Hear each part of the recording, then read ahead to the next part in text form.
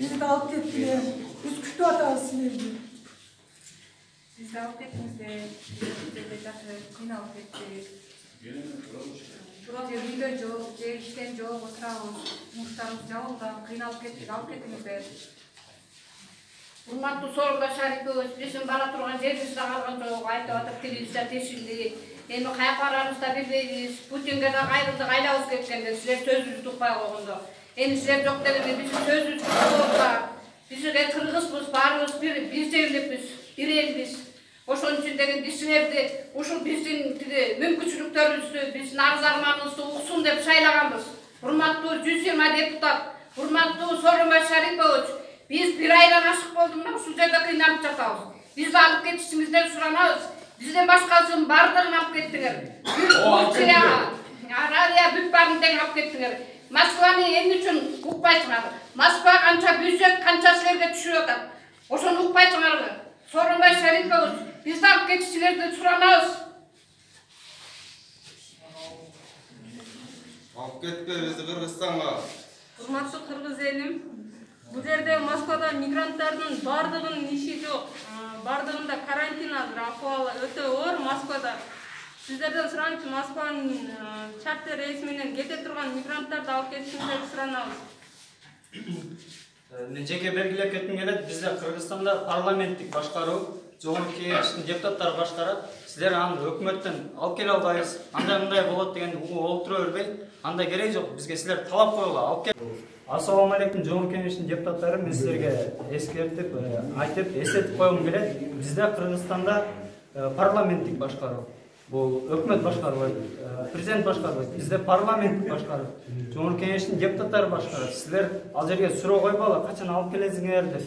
Өкмөткө силер ушундай талап койгула, бизде алып келишин. Авиакаттамдар жабык дедиңер. Новосибирь учуп кетти, Турция, Дубайга чатын рейс коюп атасыңар. Алар суранган жок. Биз суранып атабыз. Bir айдан бери элестет, bir ay bir жерде жатып, алып кеткиле деп сурана деген бул кандай нерсе? Сизден суранып атабыз. Талап коюп атабыз, жогорку кеңештин депутаттары, силерди биз шайлаганбыз. Силер биз үчүн ал жакта олтурасыңар. Биздин сурообузду чечпесеңер, анда силердин не керегиңер бар? Биздин сурообузду чечип, эртерээк бизди ыраазы кылып, эртең биздин да күнүбүз келет силерге жардам. Бизден түшүнүп атпай, мисалы үчүн бул жактанчы канча иштеп атабыз, акча салып атабыз. Ошонун баары эле процент болуп Кыргызстанга түшөт да турабы бюджетинечи. Ошолорду деле бөлүш керек да, өзүңөр деле ойлонсоңор, биз аркылуу деле акча таап атат депутаттардын баары, мисалы үчүнчү. Президент деле ошонун баары бирдей бөлүнүш керек.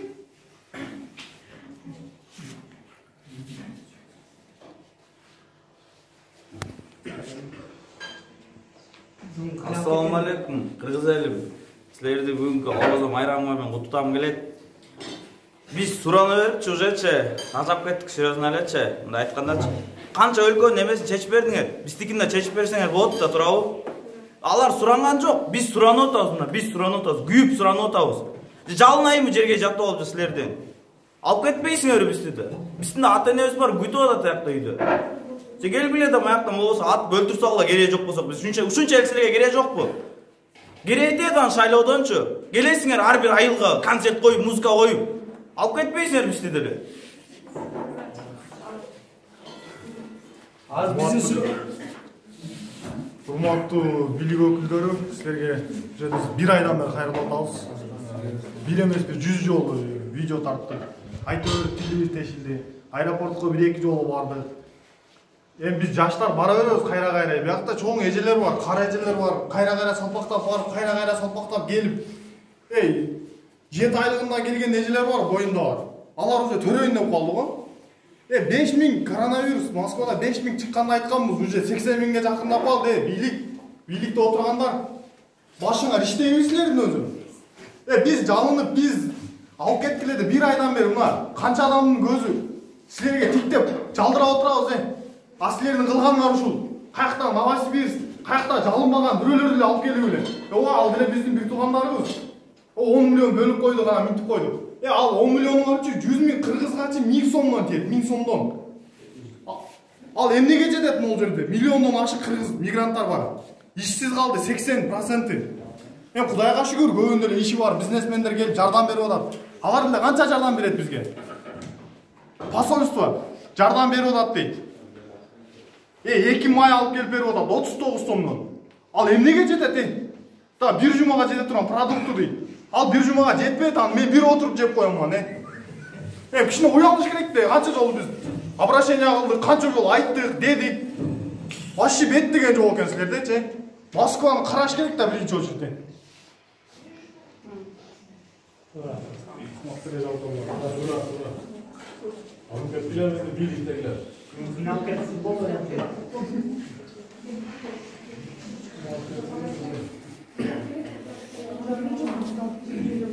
Алып кетесиңер же алып кетпейсиңерби?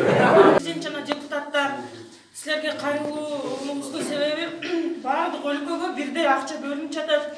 Эмнеге Москвага вообще көңүл бурбай жатасыңар? Депутаттардын справедливости вообще жок.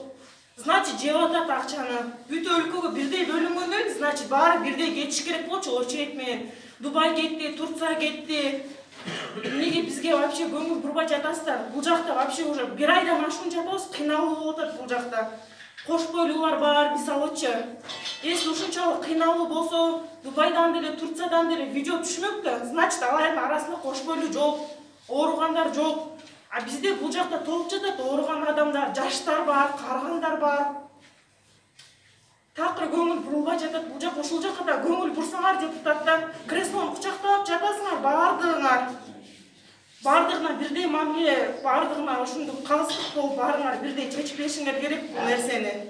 Биз уже кыйнап атабыз, бул жакта уже төрөнгө өткөн адамдар бар. Саламатсыздарбы кыргыз элим жана кыргыз өкмөт башчылары.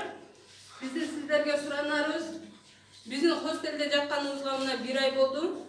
Элдерден, анан өкмөт башчыларынын сүйлөгөн сөзү хостелдеги эркектердин намусу жокпу? Ошол жерге барып 1 айдан бери жатышат, иштебей, каякта иштейт. Бүт бардык жерде карантин, орустар өздөрүнүн карантинде сактап, жумуштарын жаап, үйлөрүндө отурушат. Эмне себептен биздин кыргыздын жигиттерине карантин эмес, ишиңерди, жумушуңарды кылгыла деп. Карантин бүт бардык жерде иш жабылган. Биздин айласыздан өз сатып алган билеттерибиз менен өзүбүзгө чартер рейс менен уюштуруп бизди алып кетишиңиздерди суранабыз. Анан дагы бир сөз, мигранттар келсе Кыргызстанга өкмөткө бюджетти азайып калат, акчасы деп атат да. Биз барсак өкмөттүн үйүндө жашабайбыз да турабы. Ушул убакка чейин биз өз үйүбүздө жашап келгенбиз. Барсак дагы өзүбүздүн жашообузду өзүбүз курайбыз, биз турабы. Биз өкмөттөн эч качан бизге жардам болгон эмес, элге дагы деле болбойт. Силерден бир гана суранарыбыз, чартер рейс уюштуруп берсеңер, ушул жерде жүргөн элдер өз мекенине, өз үйүнө барып өзүн тиргелин кылат. Эч качан өкмөткө салымын салган эмес. Сиздерден сураныч, Москваны дагы карап алып кетишиңиздерди катуу талап кылабыз. Рахмат. Дагы сөйлөгөндөр бар, сөз жакшы сөз. Кошулгула.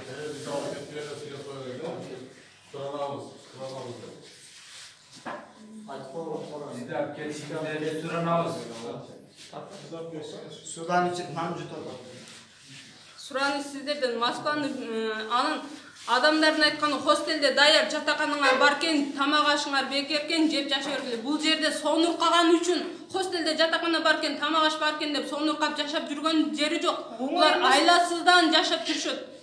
Оңой эмес, Кыргызстанда уже ата-энеси күтүп аткандар бар, биякта жаш балдарга сарсануу. Аргинин деле ата-энеси бар да, бул жактачы, мисалы үчүн силердин деле ата-энеңер бар, күйөт. Бизди деле күтүп атат ата-энебизчи. Кандай кыйналуу менен биз буга чейин иштебей койсок, бир жөн иштеп жатып, өзүбүздүн акчабызга чейин биз иштеп акча сурадыкпы силерден.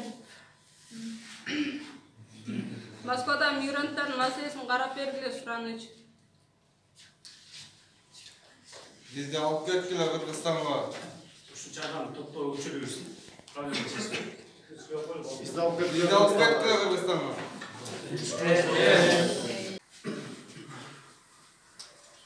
Урматтуу Сооронбай Шарипович жана Кыргызстан эли шайлаган Жогорку Кеңештин депутаттары жана өкмөт жетекчилери.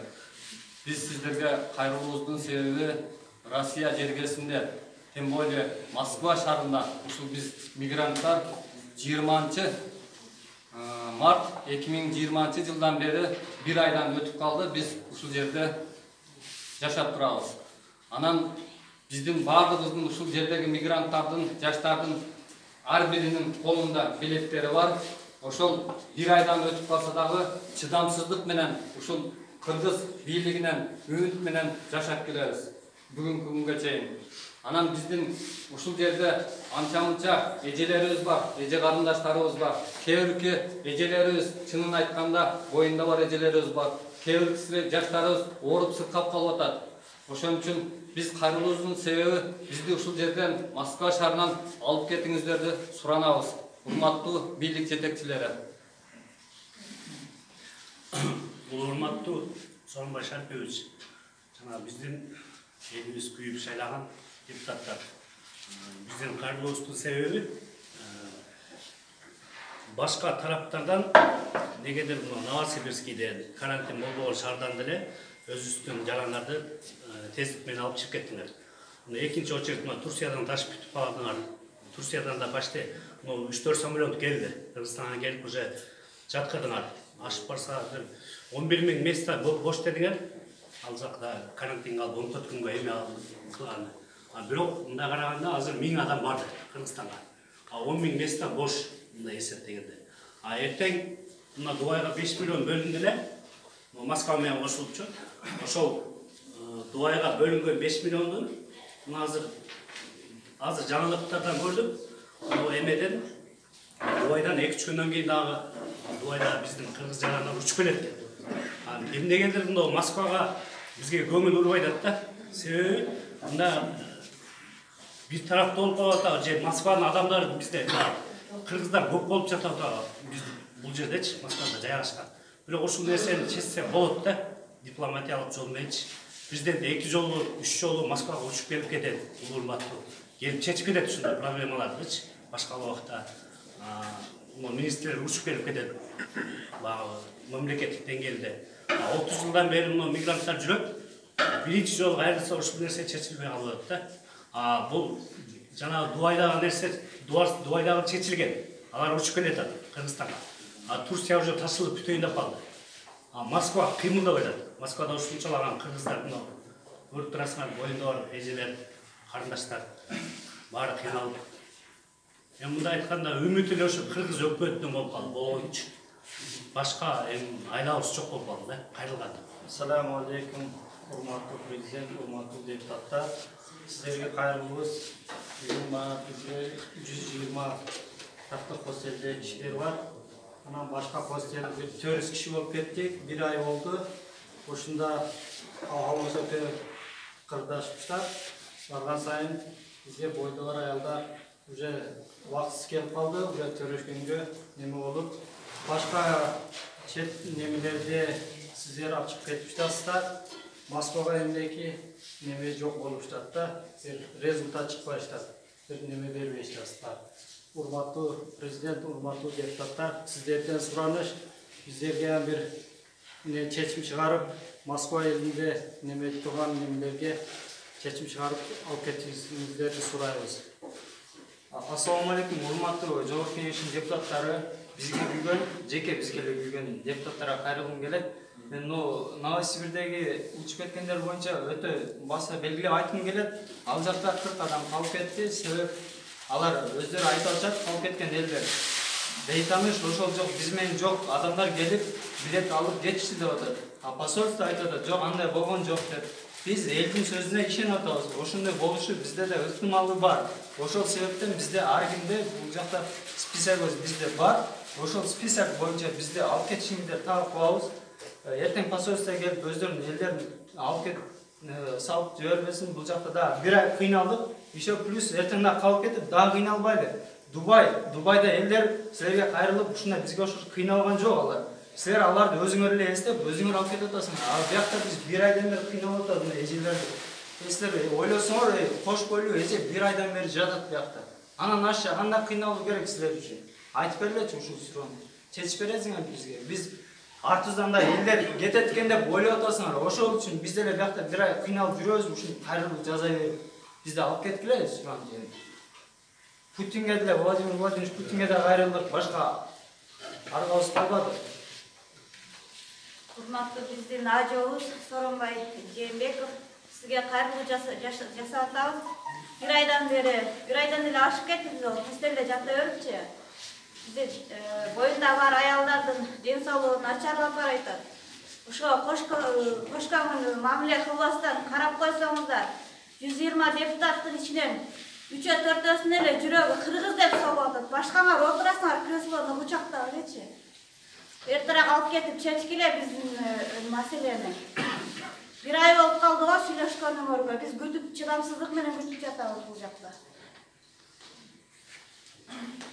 Урматтуу президент жана депутаттар бардык өлкөгө бирдей акча бөлүнүп жатат. Дубайда уже Турцияда бардыгы кетип атат. Эмнеге Москвага вообще көңүл бурбай жатат? Kanalga жазылууну унутпаңыздар. Биринчилерден болуп маалымат алуу үчүн коңгуроочону басыңыз. Дайыма ден соолукта болуңуздар. Сиздер менен бүгүн 24 маалымат топтому болду.